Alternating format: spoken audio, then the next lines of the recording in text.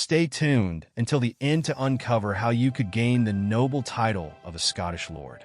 But first, journey with me to a time when the currents of change swept through the land of the rising sun, igniting alliances and rivalries that would reshape history. Daimyo Lord Omura Simitada, a man torn between tradition and transformation, pens an urgent letter to a trusted samurai. The message carries an unmistakable sense of anticipation. The ships of the southern barbarians are coming. For 2 decades, the Portuguese have charted these waters, their sails shimmering on the horizon like harbingers of a new age. Their priests, clad in simple robes, yet armed with a zeal unyielding, wander across Japan preaching the word of an ancient Messiah named Christ. Their message has taken root, not just among the humble peasants, but even in the hearts of noblemen like Simitada himself. Now, in a bold stroke of diplomacy and strategy, royal Portuguese vessels prepare to dock at Fukuda Bay, laden with treasures that the warring states of Japan covet above all, firearms. These weapons promise power and survival in an era when both hang by a thread. Yet the arrival of these foreign traders is not a secret that can be kept. It's the Sengoku era, a turbulent chapter in Japan's history, where the empire lies fractured into warring states. Daimyo, the feudal lords who rule these domains, owe allegiance to neither the emperor nor the shogun. Their loyalties are forged and broken in the heat of conflict.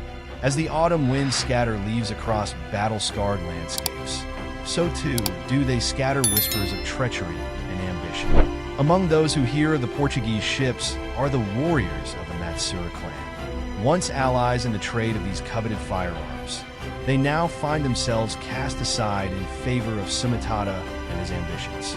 Their honor tarnished, their rage simmering, the strongest of their warriors gather in grim determination, preparing for what they see as a betrayal of trust and tradition.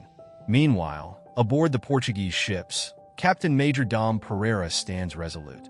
Warnings of danger have reached him, whispered on the salt-laden winds, but retreat is not an option. To yield now would be to abandon not only the promise of fortune, but also the fragile bridge of diplomacy that spans 2 worlds. The stage is set for a clash of cultures and steel, as alliances and enmities converge on the shores of Fukuda Bay. Who will emerge victorious in this high-stakes encounter? Simitada and his bold gamble, the vengeful Matsura clan, or the steadfast Portuguese? The answer lies just beyond the horizon, as the sails of destiny unfurl. His ship is manned by a hardened and ruthless breed of warriors, a class of mercenaries whose loyalty is bought with gold and bound by their shared creed of conquest. These soldiers, in the name of God and Portugal, have left fiery trails across the coasts of Brazil, Africa, India, and China, carving out an empire on the ashes of their enemies. Yet, even these battle-hardened men falter when Captain Major Dom Pereira gazes out over the waters and sees the horizon filled with the silhouettes of 80 ships. The crew grips their weapons tighter as they realize the truth. An ancient and formidable foe has arrived, the samurai. The bay becomes a theater of war, its tranquil surface shattered by the thunder of cannons and the sharp crack of musket fire. Portuguese arquebuses blaze, their smoke swirling like specters of the slain. From the samurai ships, volleys of arrows and gunfire cut through the air there. Accuracy lethal. Chaos reigns as the 2 forces clash. The calm of the sea, now a maelstrom of death. On deck, Pereira shouts commands, his voice cutting through the cacophony. But his authority is abruptly tested. A musket ball pierces the chaos and strikes his helmet. The metal holds, absorbing the impact, yet the force staggers him. He stumbles, blood trickling from his scalp, retreating to his cabin as the world spins in a haze of pain and smoke. Outside, the samurai unleash their assault with unrelenting ferocity. Hordes of warriors, their armor gleaming even through the haze, leap from their ships and scale the sides of the Portuguese vessel. Grappling hooks tear into the wood as the defenders brace themselves for the onslaught. The clash of cultures and weapons explodes into a brutal melee on the deck. Swords meet pikes in a deadly dance, while muskets and matchlocks spew fire at close range. Men scream and fall, their bodies trampled underfoot or lost to the sea below. Through the storm of battle, a determined band of samurai forces their way into Pereira's cabin. They cut down his guards with surgical precision. Their katana strikes a blur of deadly efficiency. The wounded captain fights valiantly, but is ultimately overwhelmed. Bound and bloodied, he is dragged from his quarters, a grim prize of war. Yet even as the samurai seize their moment of victory, the Portuguese cannons bellow in defiance. The ship's gunners, relentless and well-trained, unleash devastating barrages. The cannonballs tear through the samurai fleet, reducing ships to shattered timber and broken men. The bay becomes a graveyard, its waters littered with wreckage and the bodies of warriors who fought with honor. As the samurai retreat, their ranks decimated and their ships ablaze, the tide of battle turns. A desperate rescue effort from Pereira's crew sees their captain reclaimed from the jaws of defeat. Though battered and bruised, Pereira stands again, his resolve unbroken. For now, the Portuguese hold their ground, their ship a bloodied bastion of survival amidst the wreckage. The echoes of the battle linger in the air, a testament to the ferocity of both sides. But the war is far from over. The samurai will not forget this day, nor will the Portuguese. On the shores of Fukuda Bay, the seeds of a larger conflict are sown, as two worlds collide with all the fury and honor they can muster. But it is not only Portugal that signals the dawn of this global age of empire. Conquistadors from Spain, Portugal, and Apos, rival, have already swept through the Americas, aided by disease and the support of some indigenous tribes. They have overthrown countless kings and chiefs, declaring themselves rulers of a new world. Spain, however, has not limited its ambitions to the Western Hemisphere. The Spanish crown has sent armies into Asia, but they will not escape the reach of Japan. Villagers along the murky rivers, where they meet the rainforest, have seen their ships. The Spanish colonial governor reports these foreign intruders to his king, signaling the start of a new chapter in the clash of empires. The Japanese are among the most warlike peoples in this region. Equipped with artillery, firearms, lances, and defensive armor made of iron, they owe much of their military prowess to Portuguese industry. Nearly 8 years have passed since the Japanese and Chinese raiders first attacked Spanish Manila. The Spanish troops still recall those early waves of barefoot swordsmen, donned in bamboo hats and carrying banners, an image reminiscent of low-ranking samurai. While the Spanish had repelled these raiders, no lasting peace followed, for the Japanese here did not owe allegiance to any daimyo or emperor. Meanwhile, the mighty naval fleet of the Chinese Ming dynasty had long since withdrawn from these waters, leaving the seas open to piracy. The Wukong pirates of Chinese, Japanese, and Korean origin flourished in this power vacuum, and the Japanese Wukong, though far from their homeland, began to grow bolder, venturing further into the Philippines. Initially, they began smuggling precious metals, but by 1580 and 1581, their raids grew more violent, targeting native settlements. The Japanese pirate lord, known to the Spanish as Tiu, has begun to amass a small fleet of pirate ships.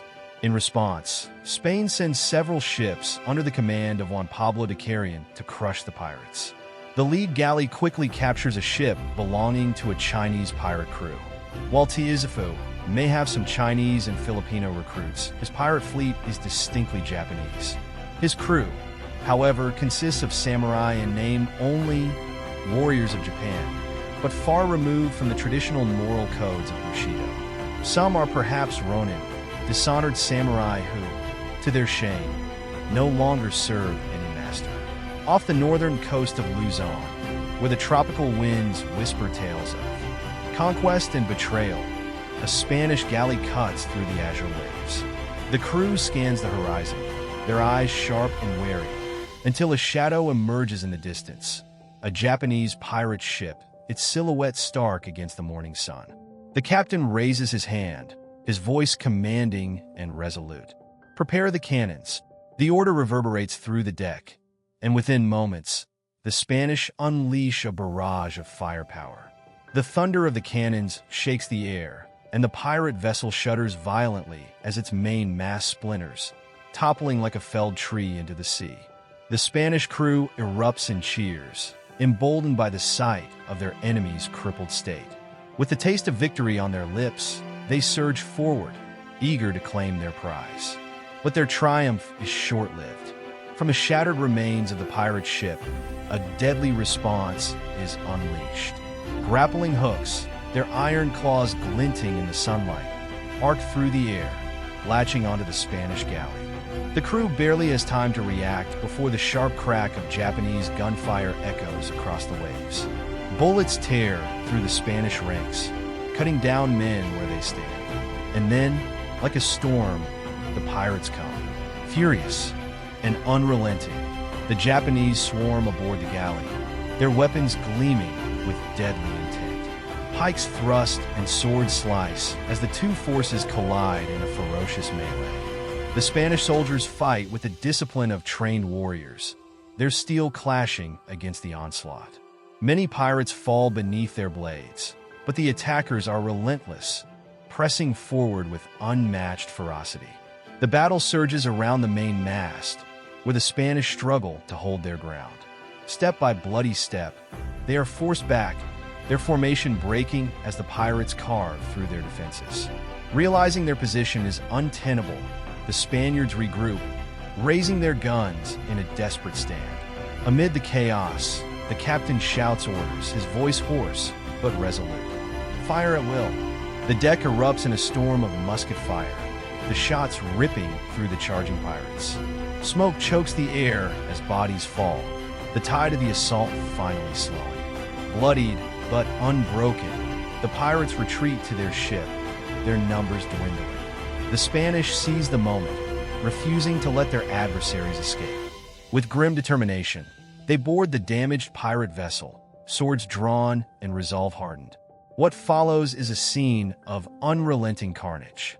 The pirates fight valiantly, their defiance burning bright even in the face of certain death. Blades clash, and musket fire rings out as the two sides battle across the deck, leaving a trail of blood and bodies in their wake. But the Spanish are unyielding, their discipline and firepower overwhelming the dwindling pirate forces. When the chaos subsides, only 18 pirates remain standing, their bodies battered and their weapons slick with blood. Surrounded and outnumbered, their leader steps forward, his defiant gaze meeting the Spanish captain's. Slowly, he kneels, dropping his sword to the blood-soaked deck. One by one, the remaining pirates surrender, their battered hands releasing their weapons. The Spanish crew, victorious but wearied by the toll of battle, surveys the scene. The pirate ship, once a fearsome vessel of plunder and rebellion, now lies silent, its deck strewn with the remnants of a fierce and valiant resistance. For the Spanish, this is a triumph, but the echoes of the battle, of courage, desperation, and defiance, linger long after the final sword is sheathed. The Spanish press onward, navigating the winding waters of the Cagayan River, their journey fraught with tension. The tropical heat bears down on the crew as they push deeper.